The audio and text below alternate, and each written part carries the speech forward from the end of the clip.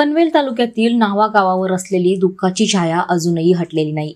दिनांक 12 जून रोजी झालेल्या एअर इंडिया विमान दुर्घटनेत आपले आयुष्य गमावलेली सुकन्या मैथिली पाटीलच्या जाण्यानंतर संपूर्ण गाव हळहळलं होतं। हृदयद्रावक या घटनेनंतर एअर इंडिया, केंद्र सरकार, स्थानिक प्रशासन आणि लोकप्रतिनिधींनी कुटुंबाला मदतीचं आश्वासन दिलं होतं।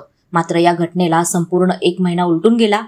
त्या आश्वासनांचे अजूनही केवळ शब्दच उरलेत। मैथिलीच्या जाण्यानं तिच्या कुटुंबावर दुःखाचा डोंगर कोसळलाय। तिचे वडील काही काळ शोकात बुडाले होते, मानसिकदृष्ट्या खचले होते। त्या अवस्थेत काही दिवस नोकरीवर गैरहजर राहिल्यामुळे त्यांना नोकरीवरून काढण्याची नोटीस मिळाली। हातावर पोट असलेल्या या कुटुंबासाठी हा आणखी एक मोठा धक्का ठरला।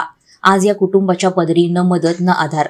भावंडांचं शिक्षण अधांतरी राहिलंय, वडिलांचा पगार तुटपून जा आणि नोकरीही अस्थिर। एअर इंडिया आणि प्रशासनाच्या उदासीनतेमुळे आणि दिलेल्या आश्वासनांची पूर्तता न झाल्यामुळे या कुटुंबावर संकटांचं सावट कायम आहे। मैथिलीच्या जाण्यानं त्यांच्या जीवनात निर्माण झालेली पोकळी आपण तर भरू शकत नाही, पण आर्थिक मदतीद्वारे तरी प्रशासनानं त्यांच्या पाठीशी उभं राहायला हवं होतं, ही भावना प्रखरतेने व्यक्त होते।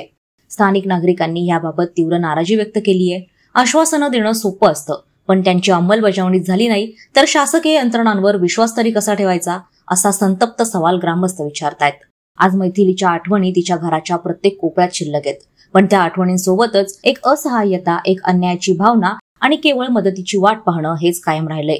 प्रशासनानं या कुटुंबाच्या वेदनेला समजून त्वरित न्याय द्यावा, हीच संपूर्ण समाजाची अपेक्षा आहे।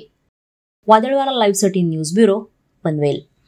नवी मुंबई व रायगड जिल्ह्यातील ताज्या बातम्या आणि घडामोडींसाठी सबस्क्राईब करा वादळवारा लाईव्ह चॅनल आणि दाबा बेल आयकॉन।